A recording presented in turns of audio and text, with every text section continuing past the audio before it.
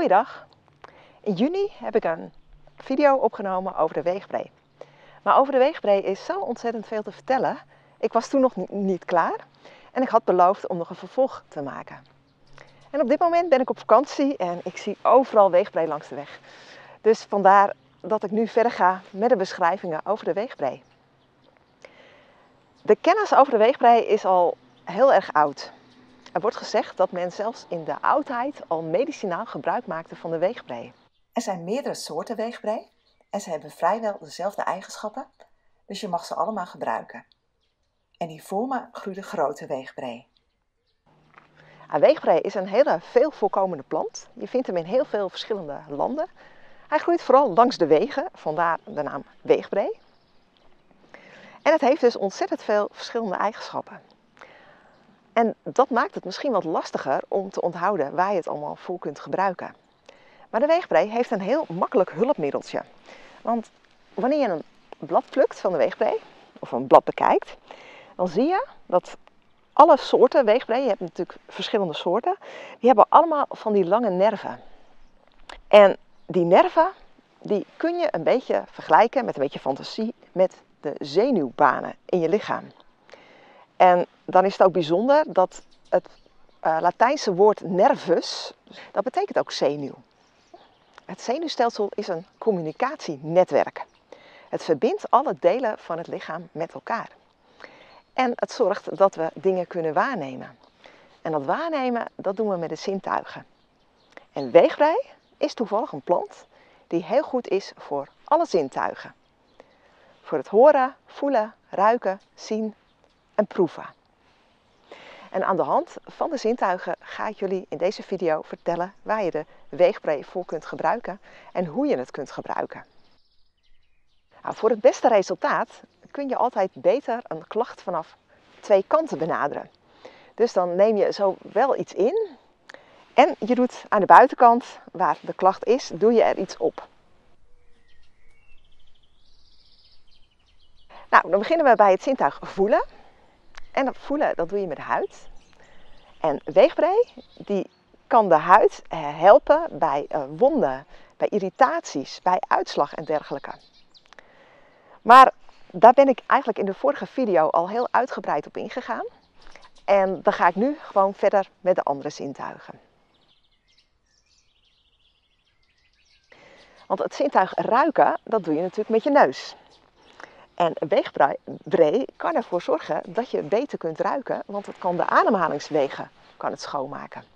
Het is een tonicum voor de luchtwegen. Het werkt antiviraal, antibacterieel, maar het kan ook zwellingen verminderen, het kan ontstekingen verminderen. En je kunt het dan gebruiken bij allerlei klachten aan de luchtwegen. Verkoudheid, hoest, slijm, astma, maar ook bijvoorbeeld bij hooikoorts.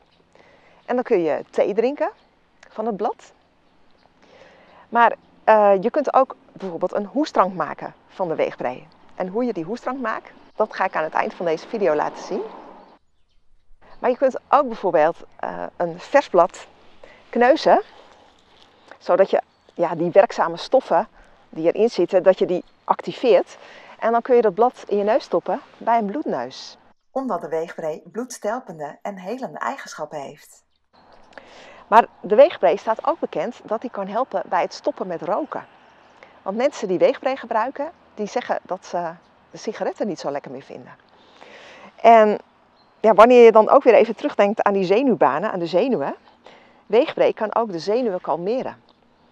Je wordt er rustiger van. Dus juist mensen die willen stoppen met roken, die hebben vaak last van ontwenningsverschijnselen. En die zijn dan heel erg gebaat bij weegbree, omdat ze zich rustiger voelen. En in de homeopathie wordt het ook gebruikt bij nicotineverslaving, de weegbree. Nou, het volgende zintuig is zien.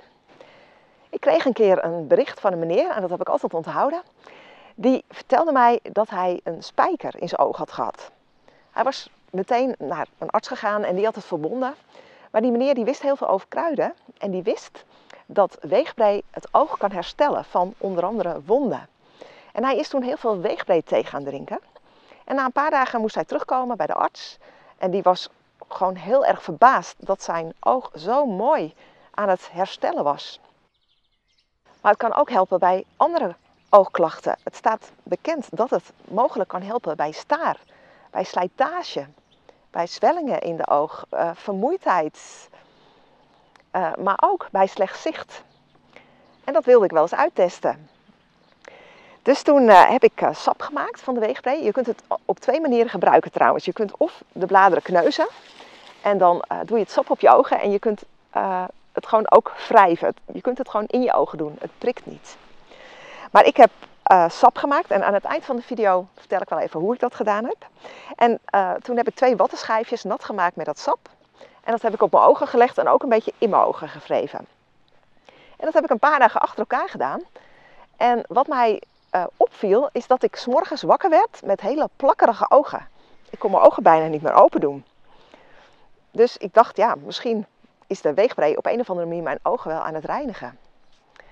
En tot van mijn verbazing kon ik mijn wekker weer zien zonder bril. Het is alleen dat ik nog niet helemaal zonder bril kan. Waarschijnlijk moet ik het dan weer langer volhouden. En nou ja, dat moet ik ook nog zeker doen, maar dat heb ik nog niet gedaan. Nou, weegbree staat er ook bekend om dat die kan helpen bij de oren, het gehoor. Onder andere bij oorontsteking, bij oorpijn of bij overmatig oorsmeer. En mensen die een gehoorapparaat hebben, zouden het eigenlijk regelmatig moeten uittesten.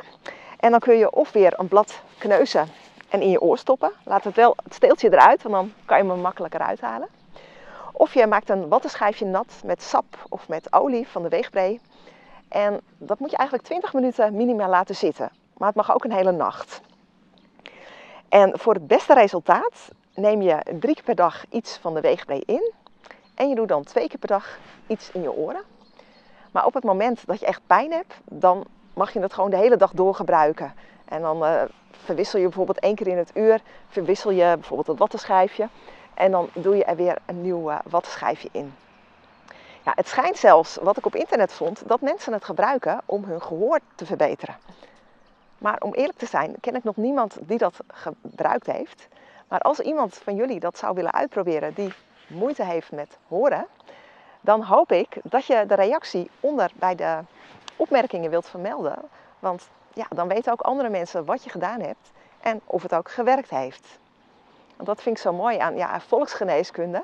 Mensen die proberen iets uit en die vertellen het aan andere mensen. En zo, op deze manier, is deze geneeskunde vroeger verspreid. Nou, dan ben ik alweer bij het laatste zintuig, het zintuig proeven. Dat doe je met je mond. En weegbree staat er bekend om dat die kan helpen bij allerlei plekjes in de mond, pijn in de mond. En dan kun je een hele sterke thee maken. En dan kun je meerdere keren per dag kun je daarmee spoelen. Of je maakt een gaasje nat met of sterke thee of sap. En dat doe je dan in je mond en dat laat je dan een tijdje zitten. Maar de weegbree kan eigenlijk nog meer. Want achter de mond zit het spijsverteringsstelsel. En weegbree staat er bekend om dat hij ook daar kan helpen bij plekjes, bij zweren, bij brandend maagzuur en dergelijke. Maar dan nog beter werkt het zaad van weegbree. Het zaad, dat is heel erg plakkerig als het vochtig gemaakt wordt. En dat zaad, dat kun je ook kopen. Het is bekend onder de naam vloozaad, want het lijkt een beetje op een vlooi. Je kunt het ook zelf oogsten en dan zul je merken dat het allemaal hulsjes heeft om het zaad. En die hulsjes zou je eraf kunnen halen, maar ze hebben ontdekt dat die hulsjes ook heel erg goed werken. En eigenlijk werken die nog beter als het zaad zelf. En die hulsjes die kun je ook kopen onder de naam psylliumvezels of onder de naam husk. En oftewel dat zaad of die hulsjes, die kun je bijvoorbeeld over een toetje strooien, over een gerecht, een salade en dergelijke. En op die manier kun je dan werken aan je spijsverteringsstelsel. Het verbetert je spijsverteringsstelsel. Ook bij aanbijen wordt het gebruikt. En ja, er is nog veel meer te vinden op internet. Ja, die psylliumvezels en dat zaad staat bekend als een natuurlijke prebiotica. Het verbetert de werking van de darmen. Dan kom ik toch nog even terug op de zenuwen, op de zenuwbanen. Want misschien is het je wel eens opgevallen dat je in je buik ook allemaal zenuwbanen hebt. En vooral bij stress en bij angst, dan word je je daar misschien heel erg bewust van. Want dan krijg je een knoop in je maag of je darmen zijn van de rel. En ook dan kun je gebruik maken van de weegbree. En je kunt het dan zowel in- als uitwendig gebruiken, ook bij die spijsverteringsklachten trouwens. Want dan kun je iets van de weegbree op je navel plakken. Bijvoorbeeld weegbree-sap of weegbree-olie. Dat doe je dan op een wattenschijfje en dat plak je op je navel. En dat kun je gerust een hele nacht laten zitten. En als je dan ook inneemt, dan wordt jouw klacht ook van twee kanten benaderd. Nu kijkt de wetenschap ook naar de weegbree. En zij zeggen dat weegbree geen olieoplosbare stoffen heeft. En zij zeggen dat het geen zin heeft om een oliemasseraat te maken van weegbree, omdat het dan niet zou helpen. Ja, ik ben het daar niet mee eens. Misschien dat het inderdaad onder een microscoop niet te vinden is. Maar ik heb al zoveel mensen gehoord die de weegbree gebruikten bij klachten, de olie. En het werkte. Onder andere bij zenuwaandoeningen, zoals het carpaaltunnelsyndroom. Ik weet van meerdere mensen dat ze weegbree-olie op een wattenschijfje deden. En dat plakten ze 's nachts op hun pols, op de plek waar de meeste pijn zat. En van die mensen heb ik gehoord dat ze ongeveer na 2 weken echt aanzienlijk minder pijn hadden. En ze konden zelfs weer potten opendraaien. En zelfs hoefden mensen niet geopereerd te worden, terwijl van tevoren werd gezegd dat ze geopereerd moesten worden. Maar ook ken ik iemand die de weegbree-olie smeerde op een litteken na een operatie. En dat litteken is zo mooi geheeld, het is bijna niet meer te zien. Dus ja, ondanks dat de wetenschap het dan niet kan vinden onder een microscoop, blijkt toch soms iets nog wel te werken.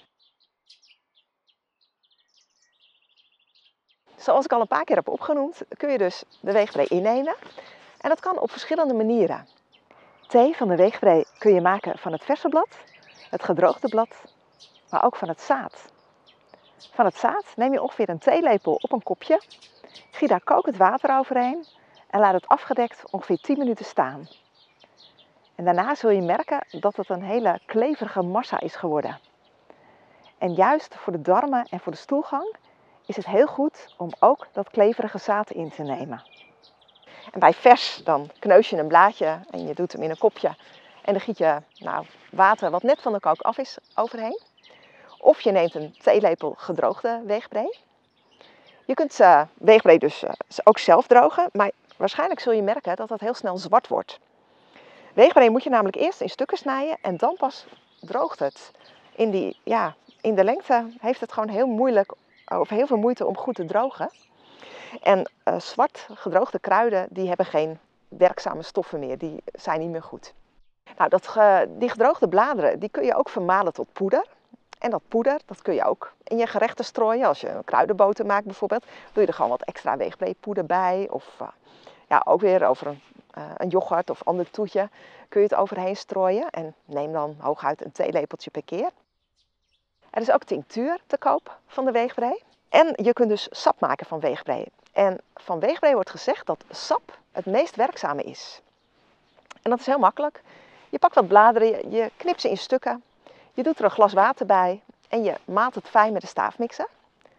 Dan laat je ongeveer een uur dat staan. Daarna zeef je het en dat sap, dat kun je dan drinken. Bouw het langzaam op. Begin met een theelepeltje per keer, 3 keer op een dag. Dan een eetlepel en hooguit neem je 3 keer per dag een borrelglas om te werken aan je klachten. Je mag het innemen zolang als je wil, maar uiteraard als er iets niet goed voelt, ja, stop dan. Van dat sap kun je ook nog hoestdrank maken. En dan doe je er minimaal 50% aan suiker of oerzoet bij. Oerzoet, dat is minder geraffineerd en daarom iets beter. Dat kook je in en dan bewaar je de hoestdrank in flesjes en dan neem je meerdere keren per dag een eetlepel daarvan in. Weegbree staat bekend als een heel veilig kruid, maar toch wordt aangeraden als je medicatie gebruikt, doe er minimaal 2 uur tussen wanneer je het inneemt. En overleg het even met degene die het heeft voorgeschreven of die het een goed idee vindt om weegbree naast jouw medicatie te gebruiken. Ja, ik hoop dat jullie aan de hand van het ezelsbruggetje met de lange nerven, de zenuwbanen, de zintuigen, dat jullie ook makkelijk kunnen onthouden waar de weegbree goed voor is. Ja, weegbree, het groeit langs de wegen en het kan jou ondersteunen op jouw weg door het leven door je klachten te helpen verminderen. Bedankt voor jullie aandacht en tot de volgende keer.